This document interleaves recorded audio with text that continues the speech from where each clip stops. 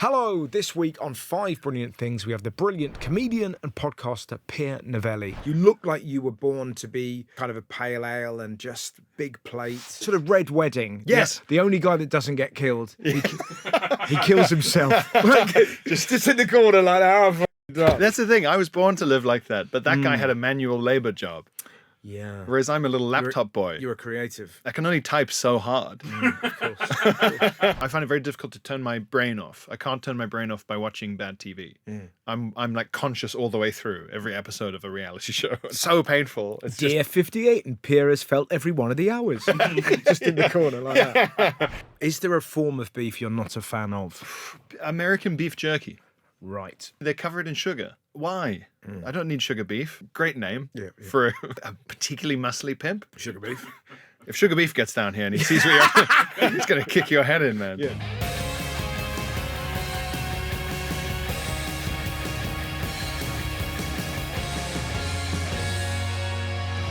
One, two, three, go. Pierre, thank you so much for coming on the show. It's a pleasure. Thank you for having me. I normally see you in Edinburgh. Yes, yeah. I always you're one of my comedians that I make a trip to see. Oh, thank you I think very you're much. A very, very good comedian, and I always enjoy your shows. It feels slightly peculiar, similar like if you hang out with Jimmy Carr when he's wearing his civvies, seeing you without a velvet jacket is incredibly disconcerting. Jimmy Carr in a hoodie is a... Well, Jimmy Carr in trunks is something. No! Yeah. He's a trunksman. He's a trunksman. Wow. Only when he's by a pool. It isn't like, come in. But it is, is it nice? It's unusual to see you in your civvies. Yes, that's Where it. is your jacket? The jacket is one of... I ended up getting... I had 2 of those red jackets and one got completely bollocksed up by a dry cleaner in Edinburgh at the start of the month. Oh! Yeah. And I just thought, that there's that point where it was kind of my fault. I went to a dry cleaner that it looked like they'd just gone, well, I've got this building. I guess I'm a dry cleaner now. Yeah. So it's my fault for thinking they can handle this weird jacket. Exactly. So I just ate it. I just went, they were like, oh, this weird thing happened when I tried to clean it. And they showed me and I was like, yeah, don't worry about it. That's fine. Gosh. I'll just get a suit from M&S. What is your first brilliant thing? First brilliant thing is beef. Okay. I love beef so much. So that's the food, not arguments. Yeah. I'll have an argument over beef, Of course. but I won't relish it as much as I'll relish beef itself. What's your cut of choice? I suppose sirloin. Rump is fancy, but it hasn't got that much flavor in it. If you're getting beef from sort of most of Western Europe, it's more about the kind of fineness of it and stuff. But I will say South African steak is much gamier. It's got more of a vibe to it. So it's sort of got not like a tang, but I know it when I taste it, and it's different. I think it's a different breed of cow. They're not, well, I know they're a different breed of cow because all the cows here survive in, nice wet weather with lots of grass to eat. And depending on where you are in South Africa, it's not that wet and there's not that much grass. So it's a different breed of cow generally, and also they have to range further to get more grass. Which do you prefer? I was going to say it's horses for courses. I'll eat horse though. Yeah. I'm not against. Have you eaten a horse? I've not, to my knowledge. I mean, of course. This is it. Everyone in the UK at a certain point has eaten horse. Yeah, I'd be amazed if I haven't. But I've had a lot of late night burgers and quite a few kebabs. Yes. So yeah, I've probably eaten a Grand National's worth. That's the honest truth. But I haven't sort of said horse, please, medium. Have you? I have, yeah. And how does that feel? Fine, yeah. Presumably that was in South Africa. There was in Italy. There's parts of Italy where they eat horses. They're fine with it. But I mean, it's horses that they've raised for that purpose, I guess, as opposed to, the kids really aren't taking to you. So I'm afraid it's time to go to the restaurant. How does it taste? It's like a lot of non-domesticated, like non-beef, non-pork stuff. It's very, very lean. Yeah. So it tastes a bit like venison. Right. Similar kind of gaminess to it. So yeah, I mean, a South African steak is a bit closer to that kind of taste, and British and Irish beef is so rich and especially you get like a fatty cut. You want that with a sauce or something, or to appreciate it on its own terms. What would be your your accompanying sauce. I'm a peppercorn guy every of course, time. Of course. What about yourself? I like peppercorn. If I'm honest, I'd like to have the ability to dunk with different. Yeah, So yeah. I wouldn't pour the whole thing over. I would get an individual cut and just plop it in. Absolutely. Bit of béarnaise, sometimes a nice mushroom, like a little port. Yes. Just the different types. If they've got, sometimes just the steak on its own. if it's good enough, it's a real pleasure to just a little bit of salt. Man.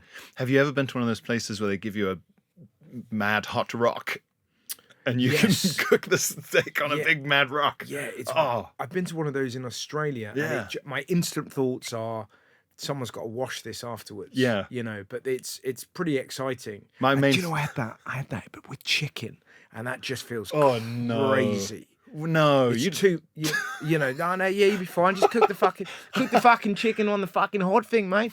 No, that is a diarrhea lawsuit waiting to happen. wild, right? How In a many place must called- die before they shut down the raw It was in chicken a place called salon? Toowoomba. One thing I will say in favor of the big hot rock, well, the one thing against it is the whole time it's in front of me, all I'm thinking is touch the rock the rock with your hand. Yes. So I'm fighting that, but every bite of steak is hot. And the one thing I will say sometimes, even if a steak's done really well, they have to let it rest for a few minutes and everything. And so it's never fresh off the grill hot, really, even in the best place. Do you like a Sunday dinner? Yeah. Yeah. Yeah, I like those cuts you get for a Sunday roasted beef. That's not bad at all. You like a burger? Is there a form of beef you're not a fan of? American beef jerky. Right. I'm a biltong man, Yes. obviously. Beef jerky, they cover it in sugar. Why? I don't need sugar beef. The closest I'll come to sugar beef, which is a great name for a kind of a particularly muscly pimp. Yes. Sugar beef. Sugar beef. If Sugar Beef gets down here and he sees me, it's going to kick your head in, man. Yeah. No one messes with Sugar Beef. The closest I'll tolerate sugar beef is crispy chili beef. Yeah. From like what I would call an English Chinese takeaway. But the problem with that is sometimes it can be incinerated. Oh, yeah. So there's nothing left. I've never fully proved there's beef in those twizzles. Yeah, I agree with you. Yeah, it kind of feels like they are twiglets and they've just fed to us. Yeah. But sometimes you get the place where there's just the hint of beef within the crispy and it's pretty special. That's nice. But sometimes it's just the schmush. Crunch and kind of red syrup. Yes. Yeah. But a nice syrup nonetheless. Yeah. It is good, but you're right, beef is extraordinary. It's the one thing I have, the only thing I have sympathy with Robert F. Kennedy about, just his love of beef tallow. He's obsessed with beef tallow. He thinks everyone should be cooked in beef tallow. Yeah. And it shouldn't be, because we'd all die. Yes. But it is nice. Have you ever fried anything in tallow or lard? No. Oh, I mean, it's like, don't try a cigarette or whatever. Like, once you try it, you'll think, this is better than... Right. This is giving even eggs its own flavour. Yeah, but it's a bit like cooking a curry with ghee. It's meant Yeah. to be like takes it to the next level. That's but the one. You're just like, nah, you have to step away from that. Yeah, that's it. If I did this every day, I'm like, internally, I'm becoming pate. Yes. Yeah. How often are you having beef? Not as often as I used to. It's much more... I think I was always going to like it because, biltong and all that kind of stuff. And South Africa is a lot like Argentina in the sense of like, it's a big beef ranching culture. And the beef isn't that expensive. It's much, much cheaper than here. That's interesting. Yeah. Because beef is, I would say, the most decadent of the meats. It's a prestige meat. Yeah. There's no getting around It's it. quite interesting if it's very much your working class meat. Yeah, or you can just, it's built, the crisps are made of beef, It's crazy. Yeah, it's fascinating when you think about it like that. Obviously, like bits of Texas, there's beef everywhere, so presumably that's what you have. It's just nearby. Whereas, the cows here, there's a lot more dairy farms here, I think, and also, just different breeds. I'm not sure on the economics of it, but it is the prestige meat. I imagine you're a good cook. I'm okay. Because I'm constantly trying not to have a Netflix documentary made about my weight, which I'm never far from. When you see like people who are like 800 kilograms or whatever, and you think, how do you get to that point? I don't think that. I think, Yeah. because once you weigh 300 kilograms, you're going to stop having KFC. No, it's you're kind of done. But you're very well covered though. That it feels like you're kind of like everything is well apportioned. Yes, well, I've said on stage before, I gain weight like someone siphoning butter into a wetsuit. It's very even. Yeah, it is. It really is. Yeah. Yeah. So Yeah. so you have. What are your sort of techniques to keep you away from food if you're worried that there's going to be a documentary? You've got to just Apparently, mirrors in the kitchen. mirrors in the kitchen. Yeah, much lighter for you than. But you just catch. Apparently, you just catch a glimpse of yourself, and That's funny. the mirror goes. A little shame mirror on your own it's fridge. A shame mirror, yeah. Would you? Oh no! Would you? It should be called a shame mirror, and you Mirrors in the Kitchen is your sequel to Nipples of Yeah, Others. yeah. But These are Booker Prize titles, Yeah, man. Do you? Would you ever kind of go full Ozempic or Mounjaro or anything like that? The problem I have with those is they say, if you take Ozempic, you're not hungry anymore. And I say, I'm not hungry now. It's not what I'm eating. Right. Sorry, are you all eating too much because you're really hungry boys? Yeah. What are you talking about? Mark, That's not what this is about. for the benefit of people at home, that is a really hearty laugh from Dan. Like, that really, really got you. That felt like really rich observational comedy for a couple of fucking gannets. Yeah. Just sat at the back. Daniel's got 2 legs of ham in his hands.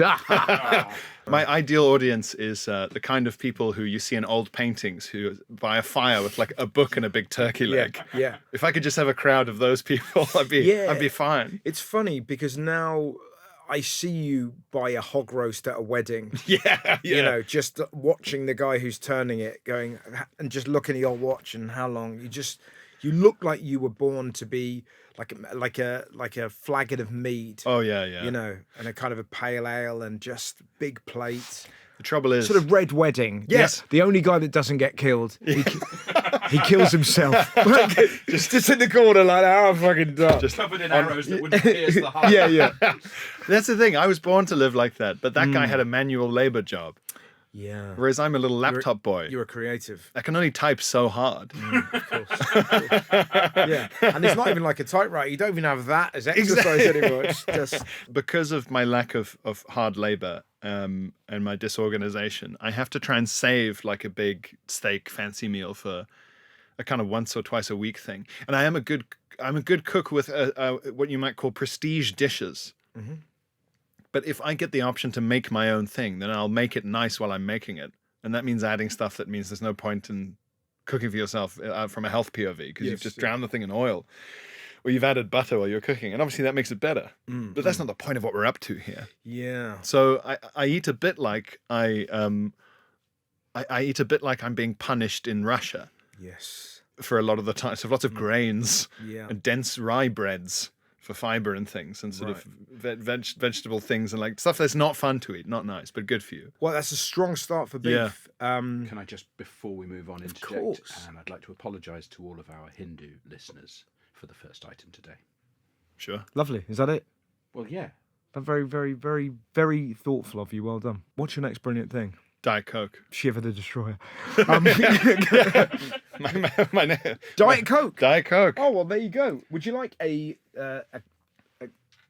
Coca-Cola zero sugar, zero caffeine? Zero caffeine? Yeah. I'll try it. Try it. So it's a Coke Zero without even any caffeine in it. Yeah. So it's ditch water. But have a go on that. Coke mud. Coke mud. Coke but mud. tell me that's not okay. Yeah, it's sort of sharper than Diet Coke. It's different even to Coke Zero. Whatever they've done to get the caffeine, I guess they didn't add the caffeine, but there's no hit to it. It's There not is no Diet hit. Coke. No. It's not one of my beloved brain cigarettes. That is such a of course they are brain cigarettes. What a sensational way of looking at them. They're so. I love Diet Coke so much, and I drink. Like if you left me alone, if I'm not watching myself, I'll drink over a liter a day. What's so fascinating about the first 2 things that you've put in is that clearly you are very intelligent. I know this from watching your stand-up. Very thoughtful, excellent observations, astute, wise. But you appear to have this fucking caveman just lurking in you. Yeah. That you have to keep at bay. Yeah. That it's almost like if you didn't have your, God knows what happens to you on holiday. Exactly. Because when you don't have a job to do, it must be like your honeymoon's going to be peculiar. I have to get two imagine the beard. seats. Yeah. 2 seats on the way back. But is it, like, do you struggle to keep this kind of roller coaster on track? Yeah. I think I would have made sense in the 50s or 60s where they were just like, You've got real Elvis energy. yeah. This is, or like who's the big fat guy who's constantly rude to people on chat shows? The posh...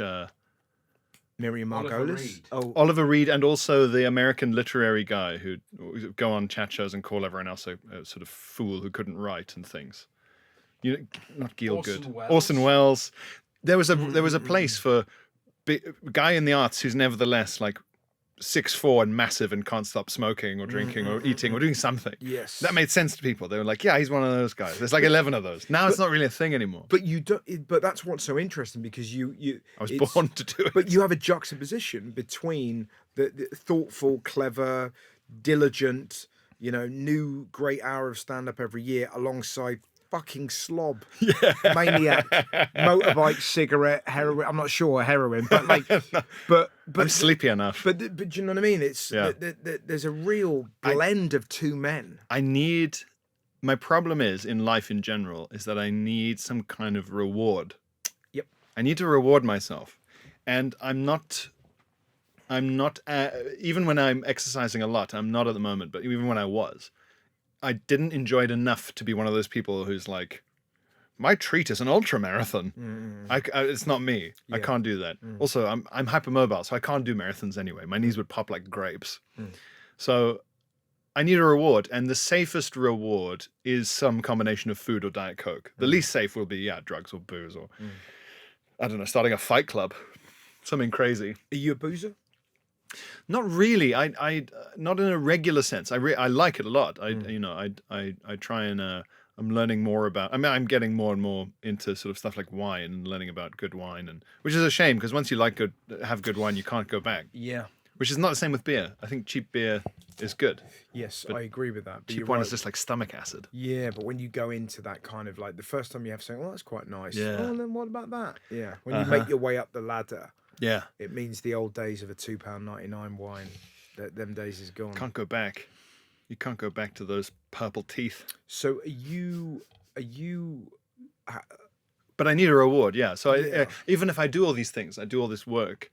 If I do work all day, then I think, well, then as a reward, I get 1 can of Diet Coke and 1 pack of Biltong, like rationed my treats. And are you going away from your kind of workspace to the sort of the sanctum of the kitchen to have your Biltong and your Diet Coke and then going back? Or are you chewing and drinking and munching and writing? You got to separate it out. Yes, that's what I thought it was going to be the answer. You got to separate it out. When I wrote my book, because I was doing it while I was doing my first national tour, so I was just tired all the time. So to get through that, and it did work, I just constantly ate like gummy bears and Haribo and stuff by the laptop in the workspace. And it did work, but you'll put on like 2 stone. So you wrote your first tour during your first ever. Sorry, you wrote your first book during your first ever tour. Yeah. Wowzers. Yeah. So I would. I'm What was not. the schedule like? Sometimes it was really mad. Yeah. So I did my tour show in Dublin, and then I met up with my fiancée and her friend were in Dublin just for their own fun weekend thing. Yeah. At the same time, so I met up with them. I had a Guinness. And then by that point, it was sort of 11:30 at night. Yeah. I went back to the windowless Easy Hotel. I wrote till 3:45 in the morning, and then I went to the airport. Wow. So there's a lot of that kind of thing. And do you lose yourself in your work? If it's consistent enough, it's a bit like gymming, where once you've made it regular for 2 weeks, then you're in it and like a flow state. Gotcha. It's getting into that state that's really difficult. And the nice thing about the book was that because I knew what I had to write, I could use like a spare hour here and there. Gotcha. Whereas I think when you're coming up with something from scratch, you just sit and go, I need a 7-hour block to stare at this blank page. I can't do it in an hour. Yes. It's not going to work. You're right. And it's like my thing at the minute, I'm like, I have a son and I'm working Monday to Wednesday. Yeah. But I find those 3 days are so important to have nothing to do other than be in the room and write. And when you try and condense it even down to one day, this is as far as creating stand-up is concerned. Yeah. It just doesn't happen. That you Yeah. need those 3 days No. to like have the idea, edit, refine it, Yeah. and then get out and do it and see if it becomes something. You can't do it all in one day, which seems so weird to people at home. They'll be kind of like, well, you can, but there is something about having your little system in place. You need the thinking time, or it needs to be at the very least really, really sequestered time. There's a few authors in history who've managed to like T.S. I think it's T.S. Eliot, like never stopped working at a bank, even though he was T.S. Eliot. Yeah. If that's the one I'm thinking of, it's one of those kind of early 20th century guys anyway. Never quit his job. Yeah. But that's rare. There's a few of these guys who never quit their job and wrote just 2 hours a day every day. But they tended to pump, not T.S. Eliot, but a couple of the guys I'm thinking of tended to pump out, say, like novels that were good but still followed a sort of, a pattern. Or where stand-up is freewheeling, right? You're trying to make those sideways leaps, those big associations, and those different angles on things. Without time, that's not going to happen. Yeah. Yeah, there was this sort of like, I think Jack London was a big boozer, but he would only ever write in the morning. Yeah. He'd write all morning and then just kind of get shit-faced, get up to all kinds of skullduggery, and then every morning was sort of like a 9 to 1 guy. Really interesting, those kind of guys. But I'm so fascinated that you were able to write a book during a tour. That's really impressive. I copied Graham Greene. Yes. So he used to write 500 words a day. And then do a gig in Dublin. He'd have loved a gig in Dublin. So he did 500 pages a day? Just words. Oh, words, okay, fine. But what was weird about, when I read about him, they were like, oh, and the big thing was that he never did more. Right. And I thought, why? If you're on a hot streak, right? Why not? And he would like stop mid-sentence, 500, like really never more. This was before word counts. Yeah, he must have been, of He would course. do it in like a little like policeman's notebook apparently. So he just sort of vaguely knew where 500 was, and he was like, "That's it for the day, done by 10 or 11 a.m." And then he'd have a load of daiquiris and feel guilty about visiting brothels or whatever Graham Greene got up to. But the reason I realized I tried that, and I thought he's a genius because when you make yourself stop, even when you're having a great time and you think I could write all day, you make yourself stop. I said, because I had a deadline to hit, I set it at 1,000, not 500. But sometimes I would hit 1,000 and I'd think, oh, I've got more. I'm fizzing here, And I would stop, and stopping would mean I was excited for the whole 24 hours till I started again. Yes. And I was thinking about it, and coming up with better stuff.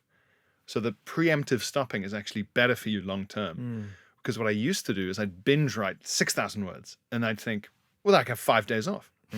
Yeah. And then you're out of the pattern, and you're fucked. Yeah. So Graham Greene had the right idea, I think. What is the next brilliant thing? Thunder. Yeah. Thunder. Oh, did you like Thundercats? Were they a thing? I did. I had seen Thundercats because all the kids' TV in South Africa was American. Of course. Because when I was living there, I left when I was 7, but they didn't. Where did you go? Because you've still got the accent. I think it's because I've talked about beef. I think it's come back. It stayed there. Yeah, some topics: beef, crime, sport. And you came from age 7. That's the 3 words for my house in Johannesburg. Yeah. But did you come? You came here To the Isle of Man. to the Isle of Man. So I had a thick Isle of Man accent for 4 years. Right. And then I went to a fancy school. And then I got fancy voice. It's got a proper odour to it, the Isle of Man, hasn't it? Oh, yeah. Yeah, there's a real, because I thought everyone was happy, but it stunk. They were breathing through their teeth. And the little horse that drags people along down the front.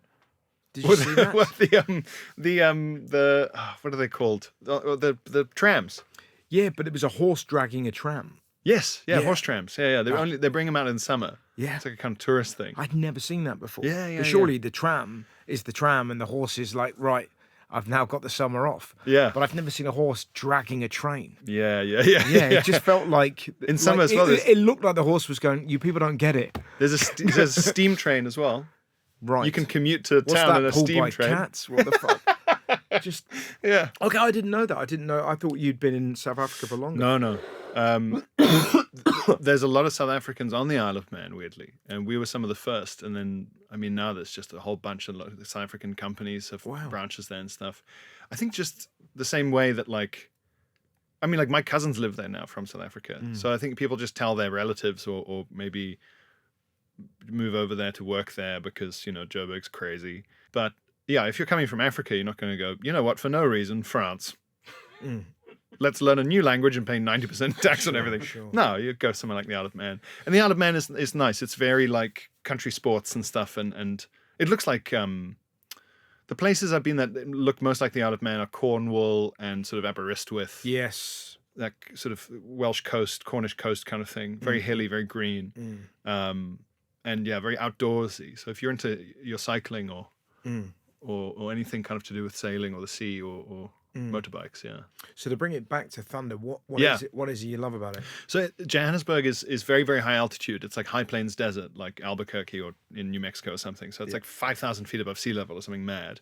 So in summer, because of the altitude and because of how dry it is, there's just thunderstorms all the time. So I associate it with being a kid, and it's not a frightening sound to me at all. It's a very cozy, relaxing sound. Heavy, heavy rain where the droplets are like lengths of rope, you know, and frightening, crazy thunder, very, very loud. I'm asleep in seconds. I love it so much, and it's rare here, you know. So That proper kind of full on apocalypse stuff. Yeah, Yeah. It's Yeah. kind of wild if you're ever staying. I remember being in Brisbane and at this sort of incredible hotel room, massive windows, and there was like this electrical storm going on. Absolutely beautiful. Just Yeah. seeing lightning and thunder just smashing around, and you have this sort of panoramic view of it. Yes, yeah. I mean, it's like it's so dramatic and amazing, and all the little things like, you know, you count how many seconds between thunder and lightning, and that's how Yeah. far away it is. And, Yeah. yeah, and seeing it rolling, big sky, high altitude, big sky, like in the dark clouds. Yeah, it's just great. It's so atmospheric. Did you miss Johannesburg when you left it? As a kid, I did, but you know, what you really miss is being a kid, I think, because you didn't really live there. You were in child world. It's not the same as living somewhere properly. I did miss aspects of it, but yeah, I didn't miss I'm not a big hot weather guy, so I don't miss that too much. Yeah. No, I prefer cold. And do you still go there? Yeah, we'll go back to see family maybe sometimes, but yeah, not much. I mean, Have you gigged there? I've never gigged there.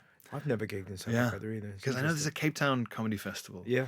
And I've met a few South African comedians, but it would be a harder shtick to sell down there for me. Why? There's a kind of general cultural thing of like, oh well, you left, you know.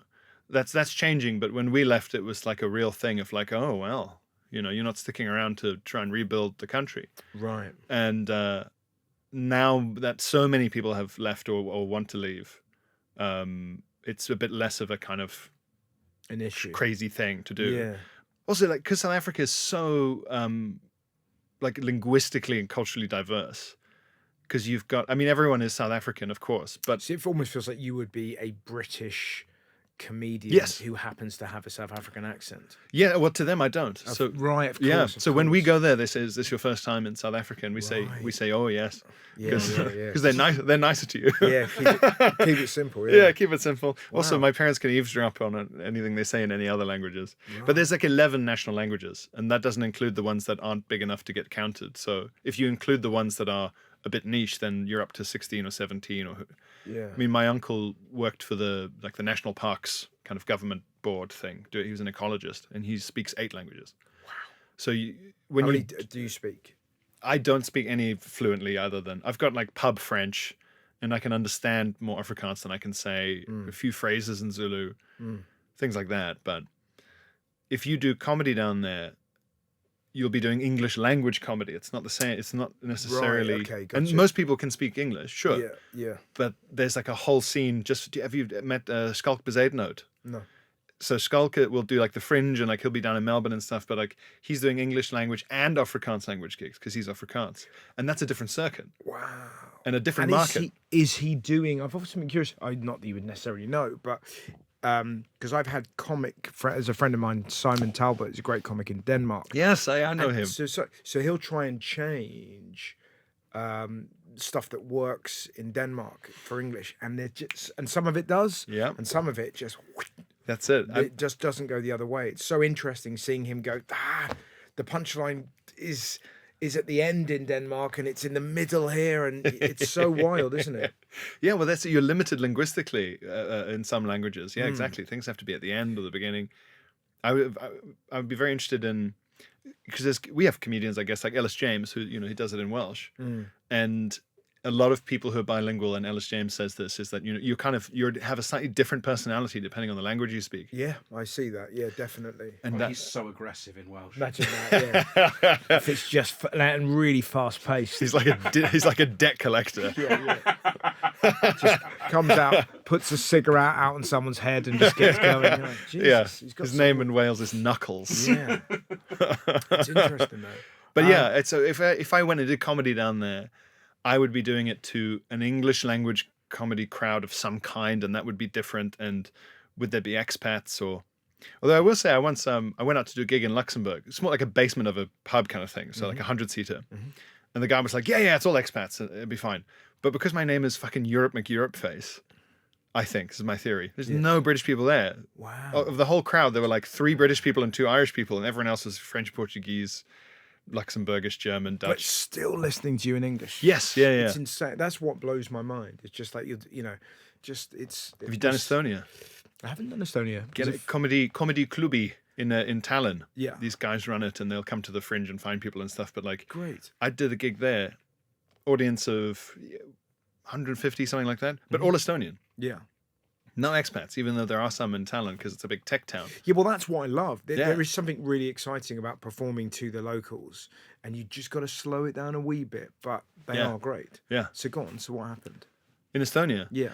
It was great. I mean, like there were a couple of points where one of the nice things about doing comedy A in English and B in the UK is that there's so much cultural like hinterland you can refer to. So I have a joke in my latest show that I'm going to take on tour next year where How can you get tickets for that? online, my friend. But have Go you to got a website? pierrenovellie.com. Okay, how would you spell that? That's a good question. One of the least Googleable names in the biz. PIERRENOVELLIE.com. There you go. Lovely. And go scroll on. down. So the joke you have in... I referenced Fagin, Yeah.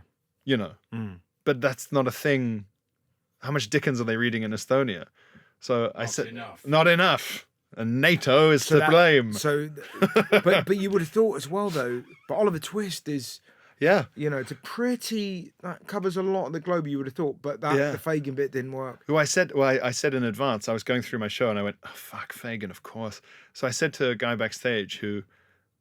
And it's fascinating to see who does stand-up in other countries in a foreign language. And this guy was like a legal academic who worked as a bouncer who spoke Estonian, Russian, and English fluently. And you just go, okay, fine, great. Yeah.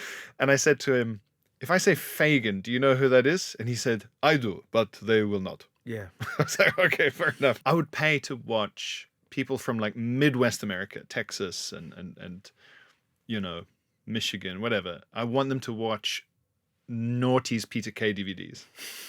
Because even though it's in English, I don't know how much of it they'd understand. What's a dinner lady? Like they wouldn't know. So even though it's the same language, it's still the level of...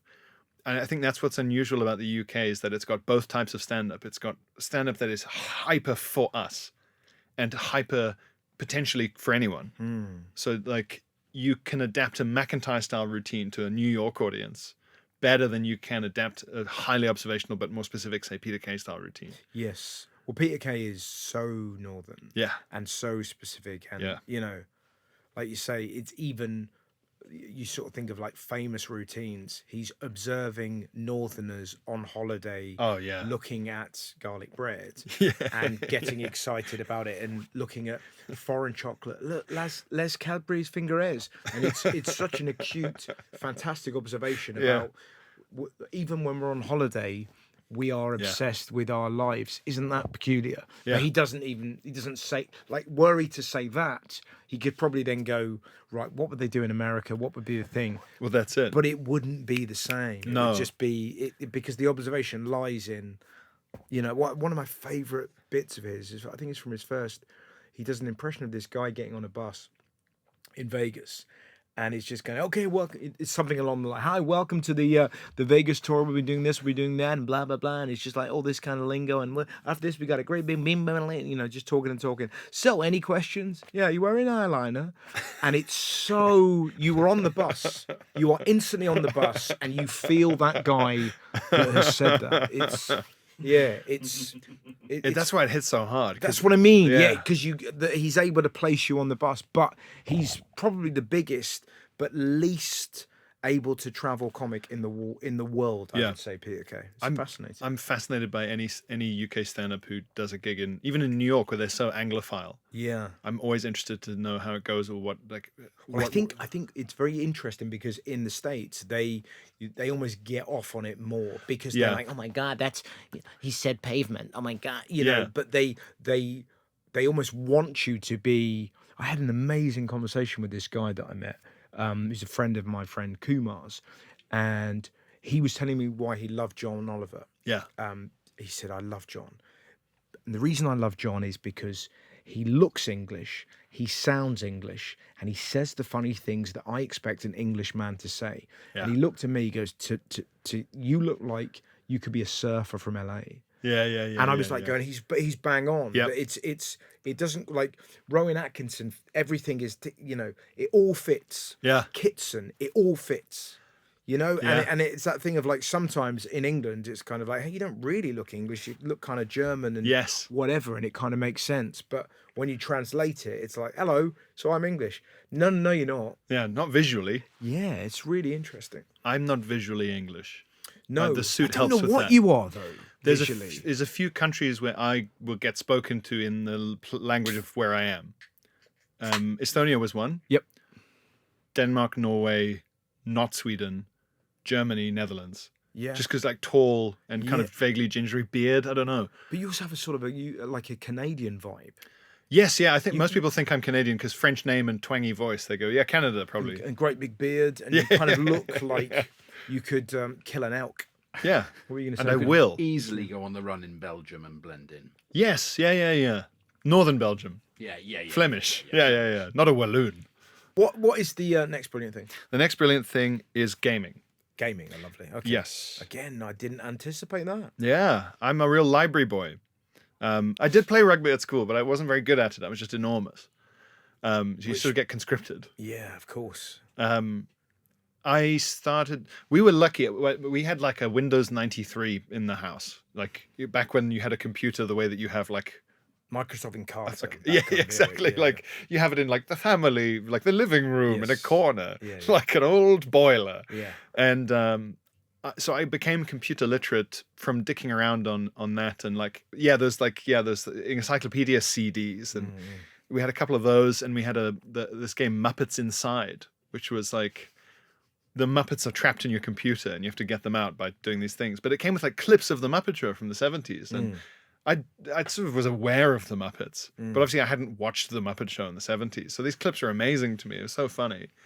And I'm a big history nerd, and one of the ways I try and convince people that gaming isn't just for ruining your life, like, mind cigarettes. It's a lot of the stuff I know about history, I know from extremely tediously accurate games. So very, very historically accurate, and stuff like Age of Empires or Europa Universalis, or they're just very satisfying. I find it very difficult to turn my brain off. I can't turn my brain off by watching bad TV. I'm like conscious all the way through every episode of a reality show, and it's agony. Yeah, that's a tough place to be. Like watching a reality show like you're watching CCTV footage looking for a murderer, like so concentrating. It's just so painful. It's Dear 58, and Pierre has felt every one of the hours. Just in the corner like that. Yeah. So you can't. So that are you shutting down then when you're playing those games, or are you enjoying the fact that you're immersed?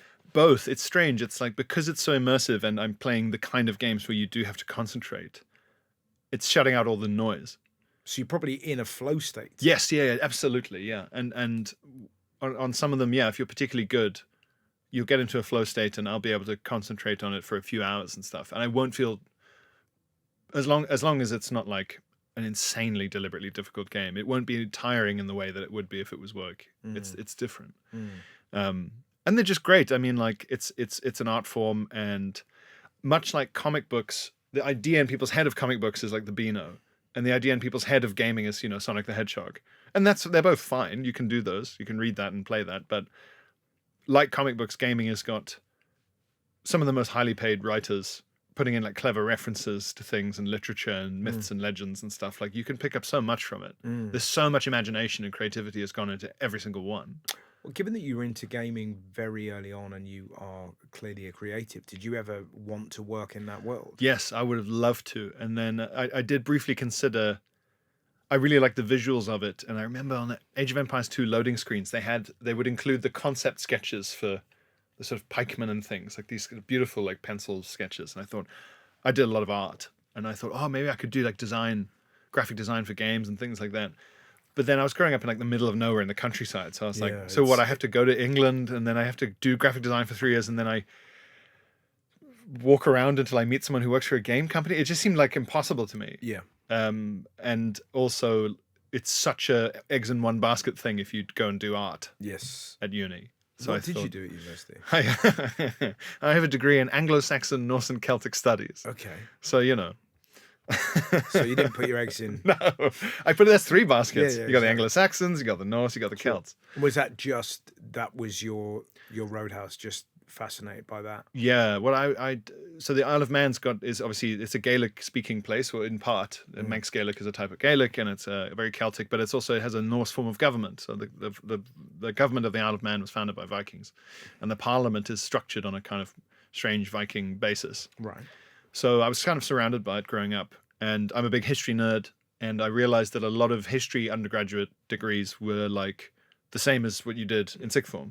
You know, cause of the First World War, cause of the Second World War, rise of communism, rise of Nazism, and that's all. But I'd done that, and I thought, what if I do something I really have never done before, but I'm interested in? So it was tough because I wasn't showing up prepped. Right. So it really was not from nothing. Like I'd read a few books on it and stuff because I was interested, but there were some people arriving who already had, you know, they spoke Norwegian and Welsh.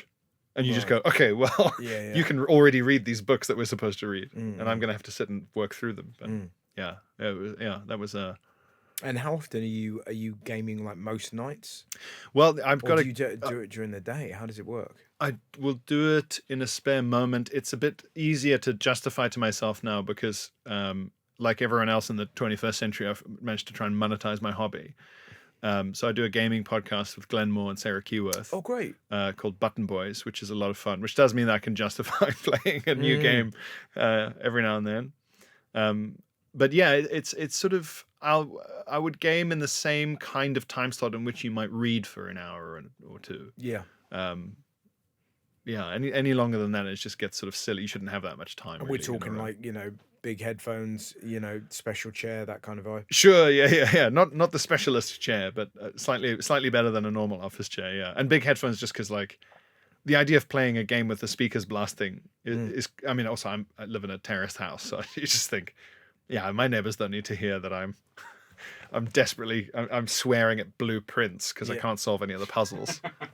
What is your game at the minute that you're playing? I've just stopped playing Blueprints, which is like a really sort of, it's stunning. Like if I'd made Blueprints, if I was responsible for it, I'd be satisfied with myself forever. Right. Why? What? Tell me through it.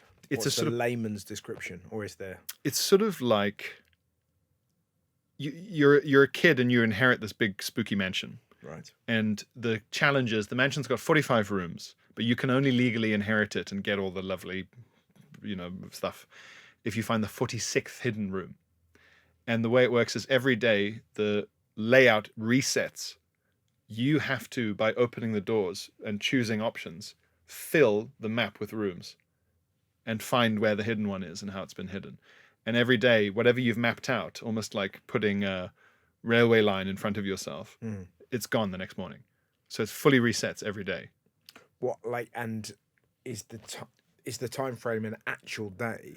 No, it's How long is a day in the world of Blueprints? so you get 50 footsteps, and Right. each room is a footstep.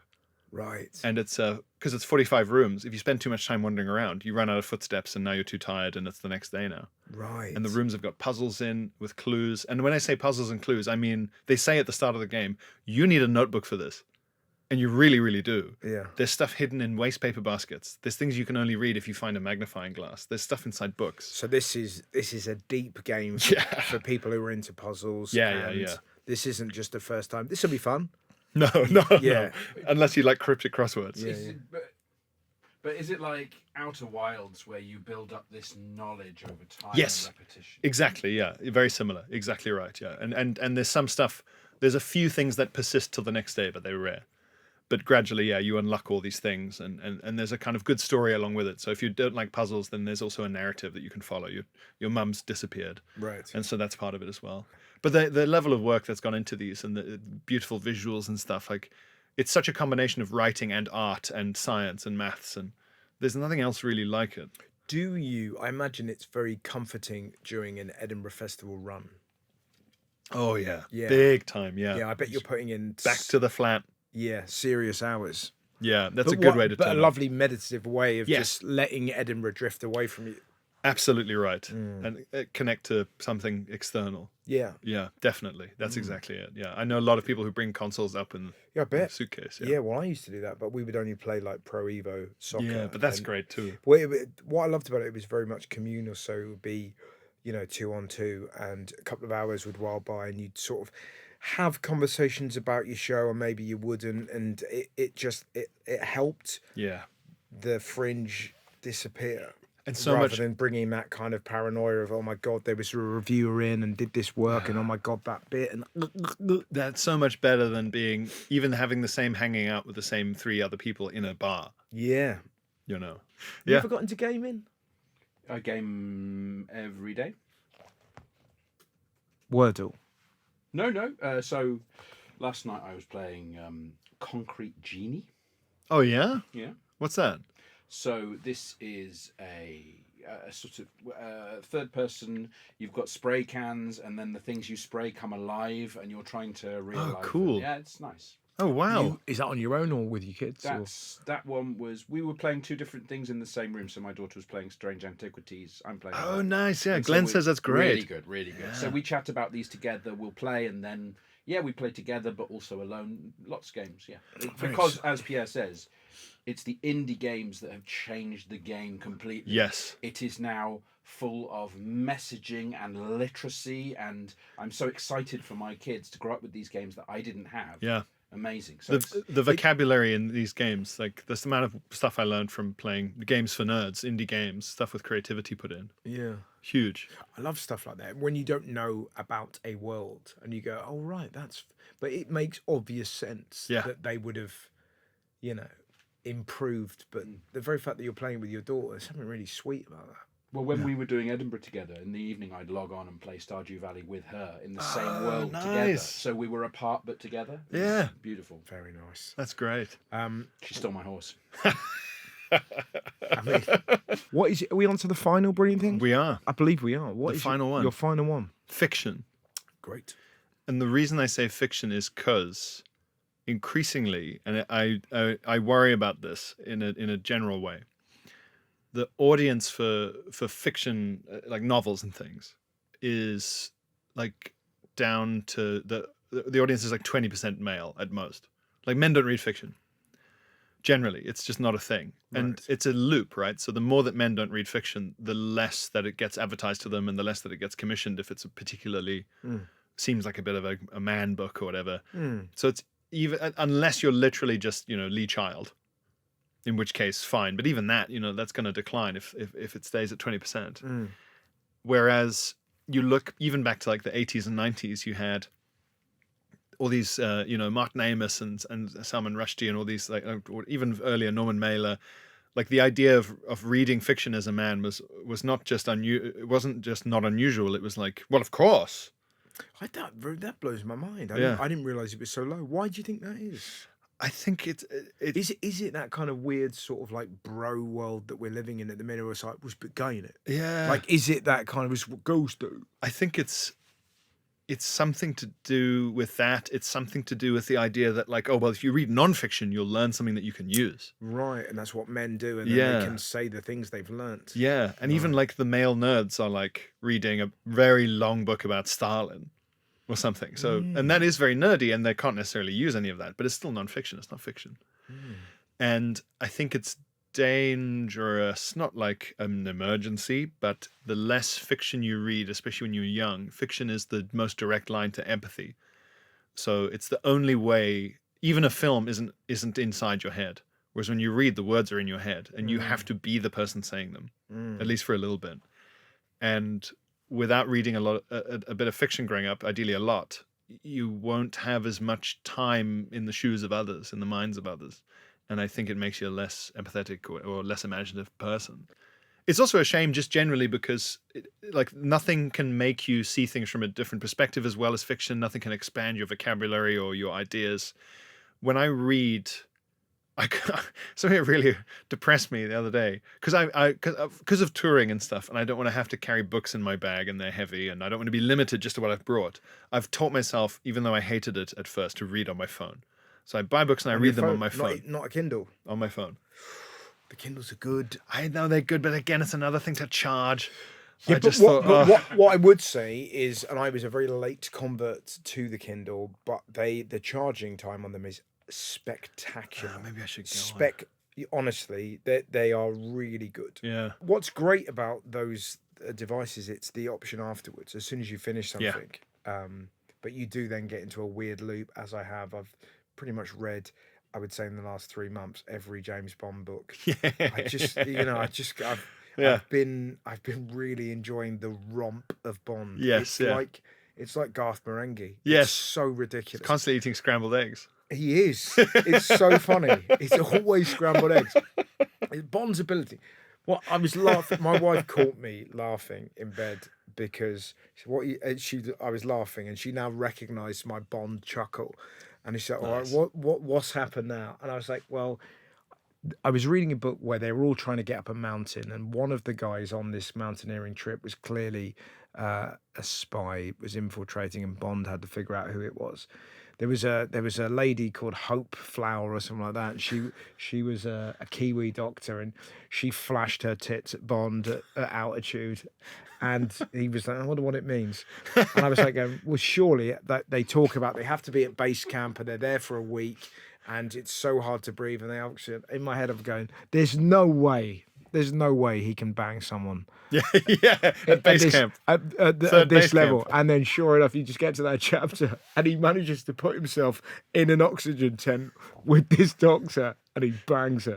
And it's just this thing of going, Jesus, it's but it's so ludicrous. So funny. And I'm enjoying it so much of going, there's a reason why Austin Powers, that the first one, it was such a great parody of this guy that just gets the girl and saves the day. It's aged well as well, hey? Austin Powers. I haven't seen it recently, has it? It's aged really well. Oh, that's good. I watched it thinking, "Oh, this will have aged badly." Yeah. It really hasn't. They've done well. It's really survived. There's a great article by Ian Fleming you can read online about writing and about how he wrote Bond. Right. And he's very self-aware. He says like he had to go through and remove as many of the fucking scrambled eggs as he could because he was like, it struck me that all that Blofeld would have had to do is get someone to go around all the restaurants saying, "Was there a guy in here eating scrambled eggs?" And they'd find Bond in like a day. Yeah. So he's so consciously choosing particular brands. Even from the start, the branding thing was in the books, not just in the films. So he'd say Bond would drive a Rolls Royce or whatever. He was very conscious about that. Yes. And he was very conscious about... Why was he conscious about that? Because he wanted, especially like in the kind of poor shittiness of 50s and 60s UK, he wanted there to be an aspirational... It was always in the Caribbean. It was on a mountaineering holiday, luxury. So it'd be a luxury cigar, Cuban cigar, and a fabulous car, Aston Martin. And Bond would always eat simple but hearty sort of man food. So scrambled eggs is perfect for that. Because and there's nothing quite as good as scrambled eggs. So like, even if Bond eats something a bit too, or lobster souffle, it's a bit no. Yeah, we're not right. picturing that. No, you're right. So he's really, it's all so deliberate, and he's very self-effacing. He says, "I don't write literature. Some people write literature. I don't. I write stories." And he's totally knows what he's doing. Yes, but they are incredibly gripping. Yeah, they're in gripping, funny romps. Yeah, is how I would describe it. I think you're really onto something with talking about fiction and the kind of link and the loss of empathy. I guess also, I presume reading is down. Yeah, people don't read as much. I've got a Radio 4 series of like half hours of stand up, and that's come out in early January, so it should still be on iPlayer and whatever. But one episode is about reading and how no one reads, and I was doing research for it, and last year I think 40% of Brits they surveyed hadn't read anything. In that year, they'd read nothing. Wow. And you can't do that, guys. Come on. I mean, you know, feel free, do whatever you want, but your life will be worse if you don't read. And Do you know what's interesting as well is that it's sort of seen as being lazy as well. Like you're led down just reading a book. yeah, That you're like, well, get out there, you know, do something. Come on, you're just led down reading. You know? or if it's sometimes the thing that annoyed me was my thing on my phone.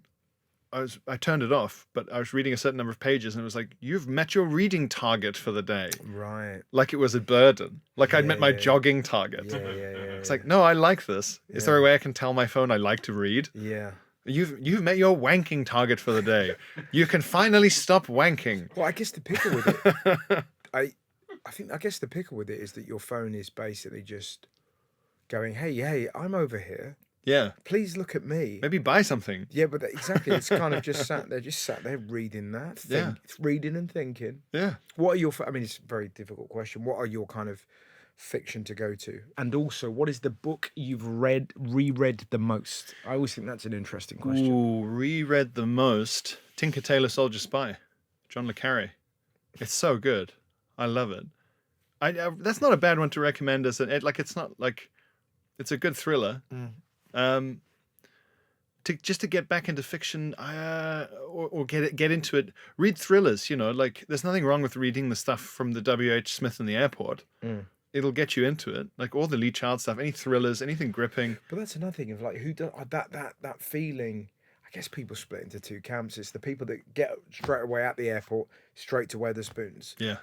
And then those of us that go, right, I'm having a little wander around W.H. Smith books, you know, and that feeling, that excitement of just like, there's something about walking around a Waterstones. It's one of the greatest, particularly when you're on tour, you go somewhere, there's a Waterspoons. Right, that'll be me for half an hour. Yeah. Just come out with a load of books that it'll take me ages to read. Yeah. Well, like if you want to read something, if there's a type of film you like, use that to inform the type of book you want to read. So That's if you very good. like horror, get a horror book. Get a thriller book. Like cowboy films. What if you're into Jason Statham books? It's It's going to be tricky. Films, rather. Like Jason Statham films. Night and a Bastard. Do you know what I mean? Smashy wallop. Yeah, Lee Child stuff's pretty, you know. Yeah, if you're kind of a blokey bloke, it's a pretty good, like, start with a bit of Reacher. Yeah, You're kind of be all right, I think. Yeah, and that guy who wrote that, he's from Lancashire, I think. Is he really? He's British, yeah. Wowzers. Jack Reacher.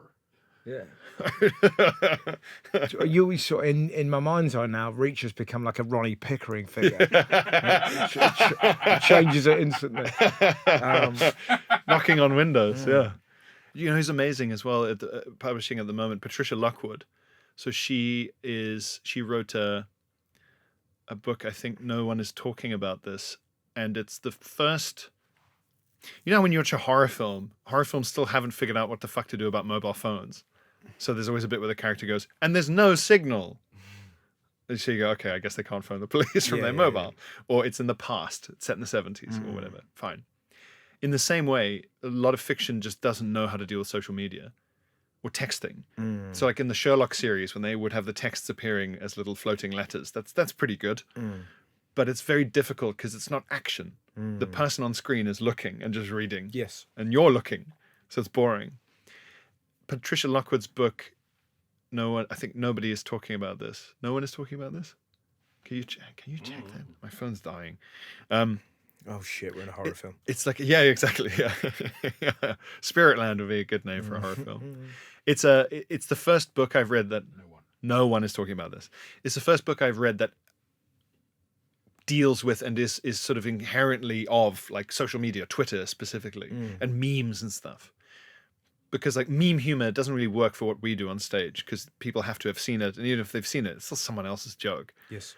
But it's such a thing in the online discourse, and journalists and politicians and anyone else who has a reason to be on social media has seen so many memes. So we know them. They're in our head. We send them to our friends. But where are they represented?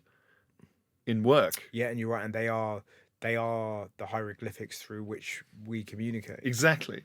And she manages to weave them into a very sort of fascinating and sad story. and way of understanding the world, and her own phone addiction, and she's not on social media anymore. And her new book talks about that, and how she went a bit mad over COVID and all kinds of things. But yeah, that first one, that no one is talking about this. It's such a it'll be an artifact culturally in 30, 40 years. People will be like, this is what it was like when everyone was on Twitter and social media for that 15-year period before it all died, or we switched it off. Yeah. One thing before we move away, there is one thing that can be done if you are concerned about it that's really easy. Oh yeah? Which is to be seen reading. Yes. Those kids, those younger boys, particularly boys, girls and boys, but boys particularly, need to see adults not on phones but reading books so that they can see it's a thing that's not to be ashamed of. We kind of read like a well-trained dog shitting like behind a bush shamefully in private, and we should do it proudly so everyone can see. That's true. This is the good thing about Kindle, but annoyingly a Kindle looks like an iPad. Yeah, that's true. At least it's not a phone. Sure, but you are right, but I have to keep showing people. It's a book. Yeah. I get on the tube. Yeah. Hey, it's a book. Kids. Yeah, exactly. Freeze! I'm reading. Yeah, exactly. It's the Bible. Come join me. Get a giant I really enjoyed that, Pierre. That was such a lovely, Likewise, man. lovely chat. The fantastic Pierre Novellie.